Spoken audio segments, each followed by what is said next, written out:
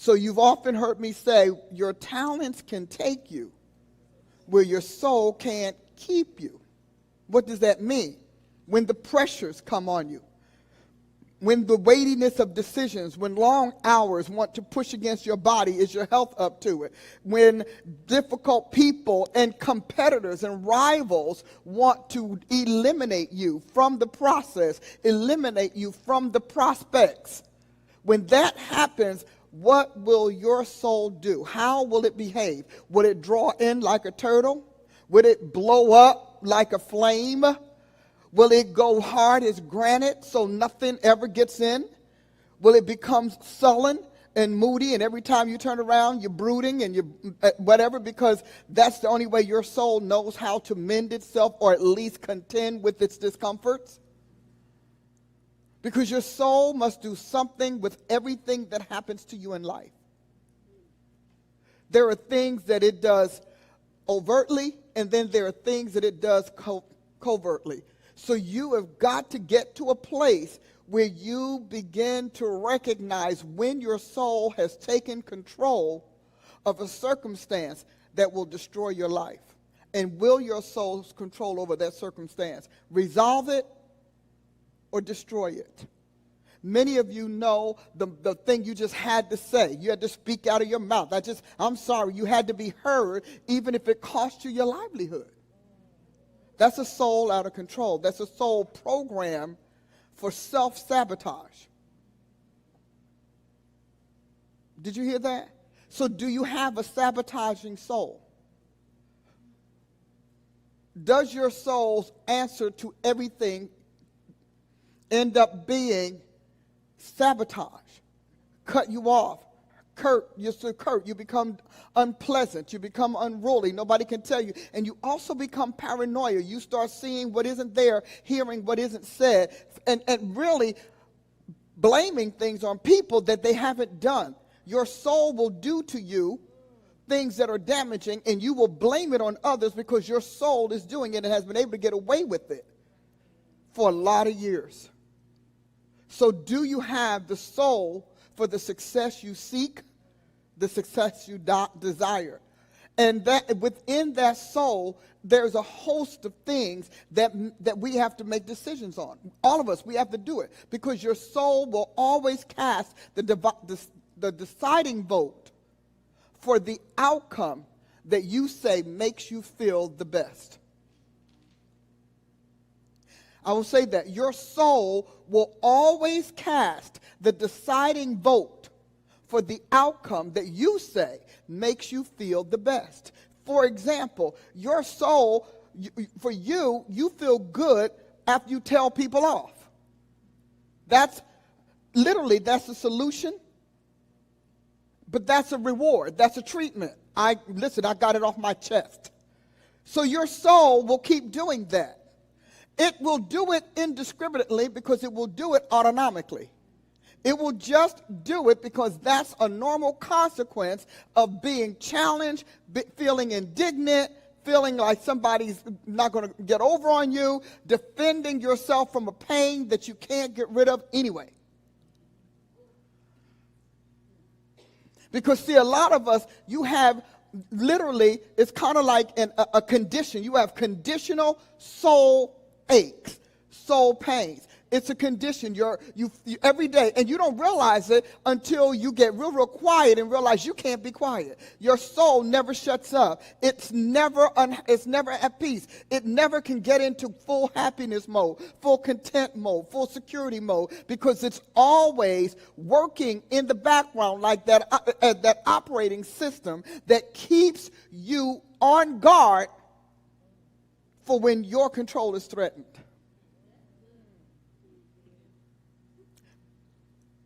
And it's always doing it. So you know it. Like when great things happen, everybody's yay, yay, yay, but you can't do yay. Because your operating system won't let you. Because it's trying to be predictive. And it's preparing for what it's predicting, because you have already told it inevitably good gives way to bad, and bad is always with you.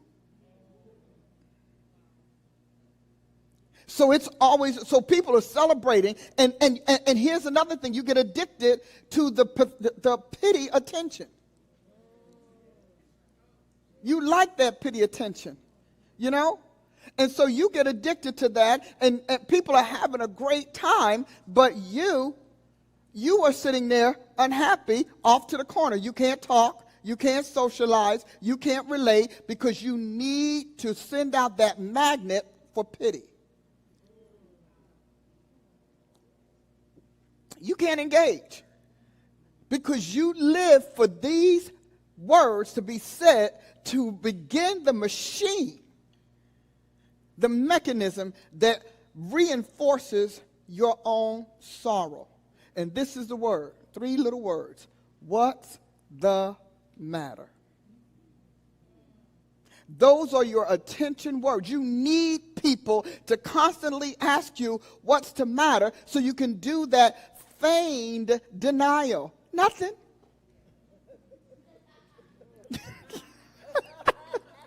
Nothing. There's nothing wrong. There's nothing wrong. I'm good. Your face is down here. Your eyes look like you have just lost your best friend and $2 million. You never smile. You're never engaged. People always have to bring you back to the present because your soul is always nursing and incubating your past.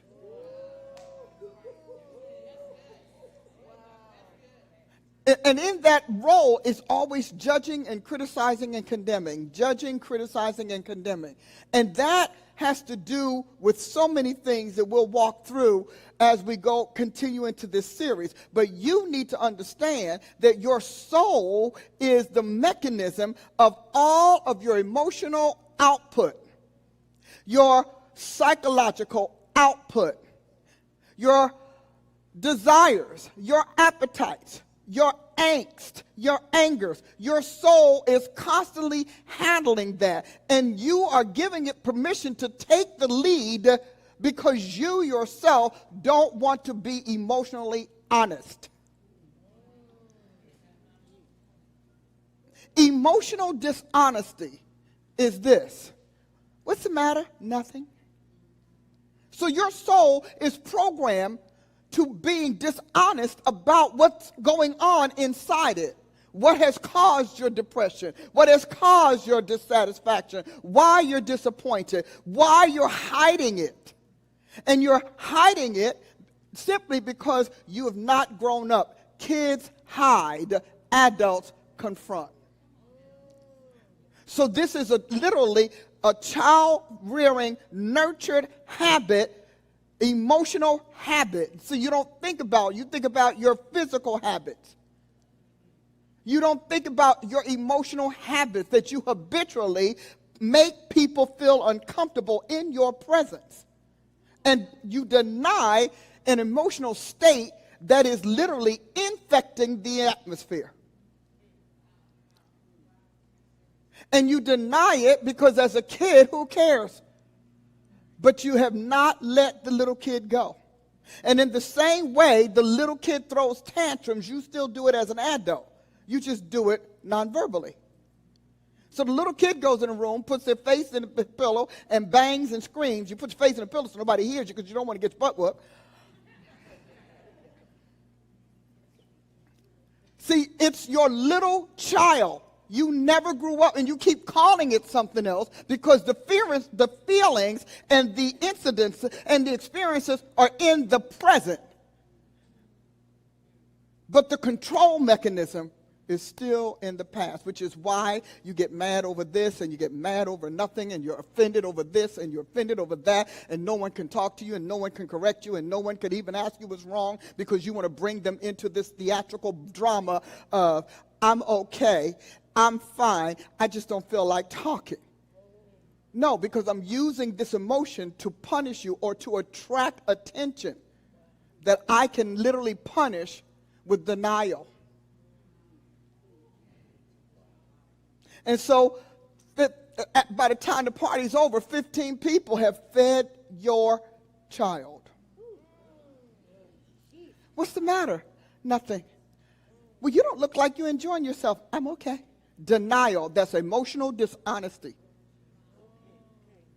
Because if you felt so bad, you should have stayed home, but you didn't stay home because you need somebody to feed that. You need somebody to feed it. And it happens all the time. You're standing there, so what's the matter? You haven't smiled? Why haven't you smiled? Aren't you having a good time? Don't you like the hors d'oeuvres? Don't you like the food? You don't like it? You don't know whether you like it or not? But it's not, you're not acting as if it's fine. You act as if this is the saddest place. Did you have a bad day? No, I'm fine. I'm okay.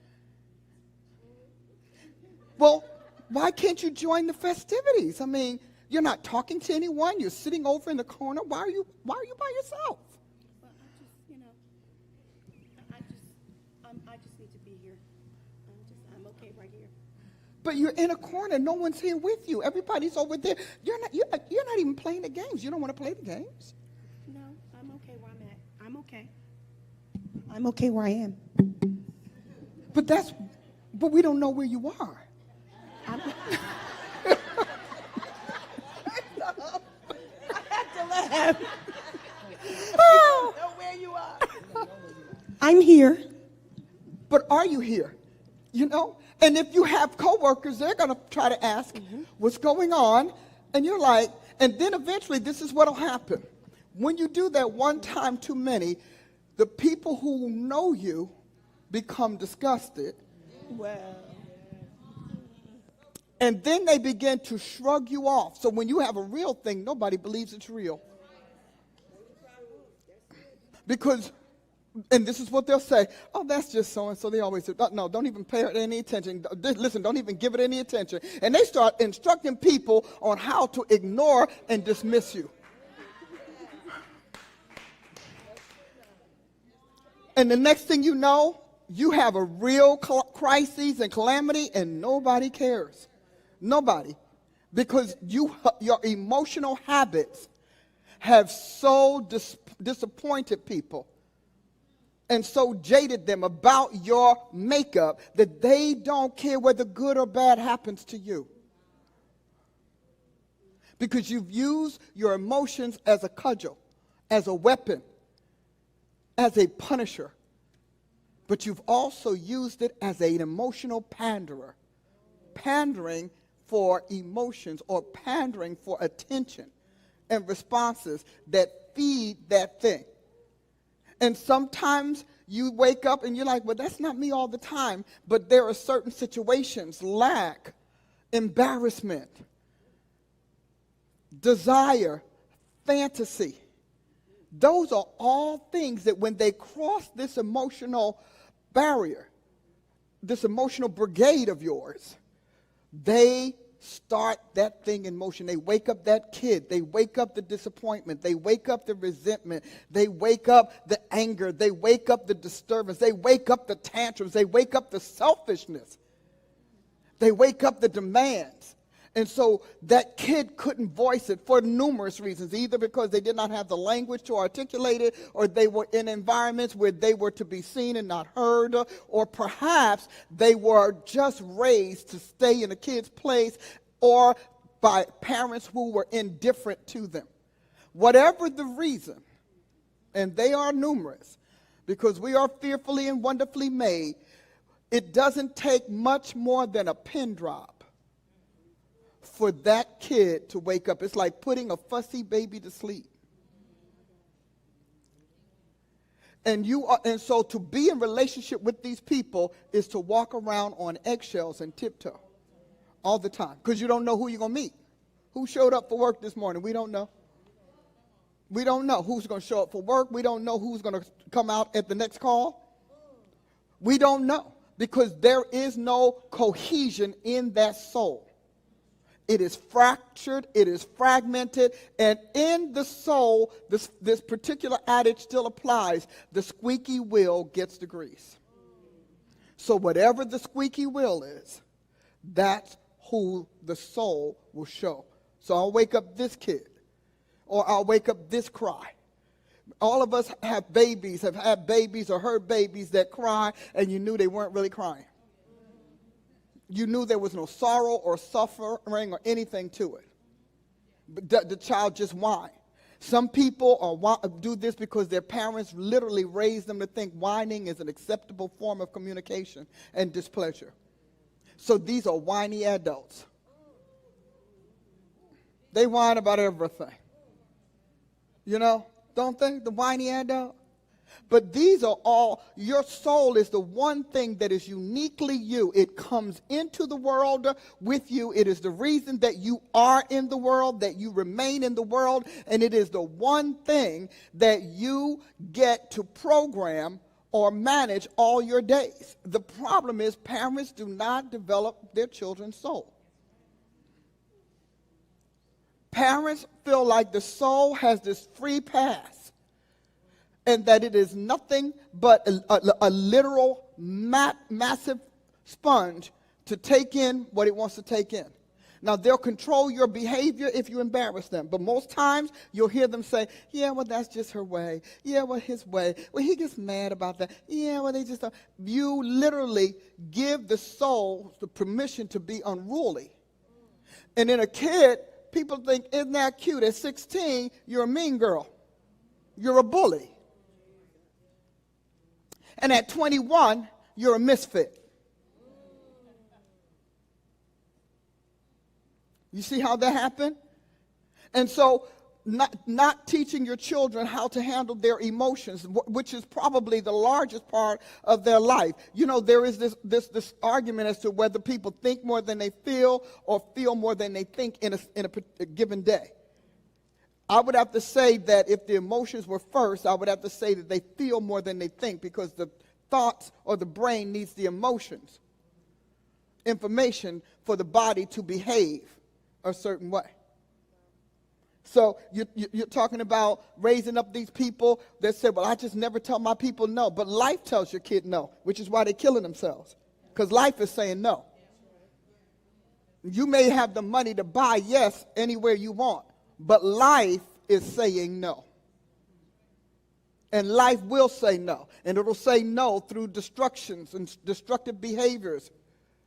It will say no through introverted conduct. It will say no through people rejecting your kid. It'll say no with people forming opinions and doing everything they can to insinuate their contempt for what you have paid to say yes to. And you might say, but I don't care, we have all the money in the world. Yeah, until your kid is on a roof ready to jump off. All of a sudden, your money can't buy that. Or your kid is caught up in some sort of criminal activity, or in the relationship with someone who is abusive, because usually children who get too many yeses will get married or get in relationship with people who like to beat the yes out of them. You may be that with your mother, your father, you may be, but they prove that the emotions rule even the dollar. So as we go forward, what you are today is literally what you chose to be. Now, I know that many of you want to blame mom and dad, but as Prophet Ma and Chief Paula and I keep saying, you've been your parent a long time. You don't seem to have done as well as the other people. You've been your parent for 20 years, 30, 40 years. You have been raising and rearing you. You've been your own nurture, your own conduct, your own decisions, all those years. Isn't that interesting? And yet you still blame your mama for behavior and conduct that has been in your control for decades. Emotional dishonesty. Isn't that a powerful term? Because people are often emotionally dishonest because they really don't want the rawness that they feel or the irrationality that characterizes them publicized. So we choose denial. We choose resentment. And we're taught to, because we're in a world and we're made of a genetic material that tells us the lie is more palatable, more appreciated than the truth. Do you like this dress? No. You know, I like Prophet Maud. I took her to a restaurant the other day. I said, do you like this? No, but I love that she did it. I did. I said, do you like this restaurant? I like the food. I don't like the environment. Okay. You know why I liked it? Why did I like it? Can anybody tell me? Honest, and she didn't waste our time. Now, I won't be taking her back there again, although we might get a little takeout. See? But that ended something that could have made her miserable. I don't want to offend you. I don't want to do this. We're months down the road. I'm taking her 3, 4, 5 times, and she's woefully uncomfortable, and I don't know why. And then in some totally unrelated moment, she said, well, I really don't like that. Why didn't you tell me that day one? I appreciate that. If you're going to be part of the soul health, soul healers of the future, we have got to come to terms with and begin to be resolved in our emotional honesty. Now, emotional honesty is a very strange thing because it can also turn brutal.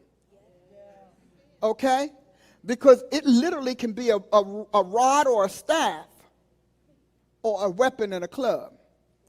In other words, if Satan can't stop people from being honest, and if your emotional self cannot totally give into honesty, then you call meanness and cruelness and insults being honest. Well, listen, I'm just speaking my mind. First of all, I don't know if you have enough sense up there to speak what should be spoken.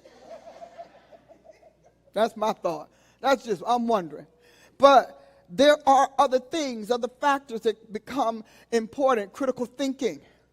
Thinking before you speak, you know, and then rationalizing before you react. Restraining yourself until you have all of the facts. See, those are where we go when in the next place. So I'm going to cover a little bit of this. I wanted you to know that, but I needed you to recognize people get sick because of emotional dishonesty, emotional lies. The soul relies on truth. Truth serum. The soul is really about truth. And so when you take and turn truth into a lie, and that lie becomes your truth, the disparity between the two, there's always an inner tussle. Because the soul is so smart, and they have proved this scientifically. The soul is so smart, it knows the truth. That's why when you stand before God, you can't lie. Because the soul is like, but this is my maker. You know, and not to mention, when you get in God's presence, this man radiates this magnetism that says, tell the truth. You don't even have to plan to. A couple of times I was in prayer, just enjoying the presence of God. And God likes to get you when you're all relaxed and whatnot. I said, sweetheart, I'm going to need to do this elsewhere. So I'm in the prayer, and he'll ask me a question. Now, he'll ask me a question, that he already knows the answer. But he catches me so off guard that when he asks me the question, my heart tells him the truth, and then my mind remembers I should lie.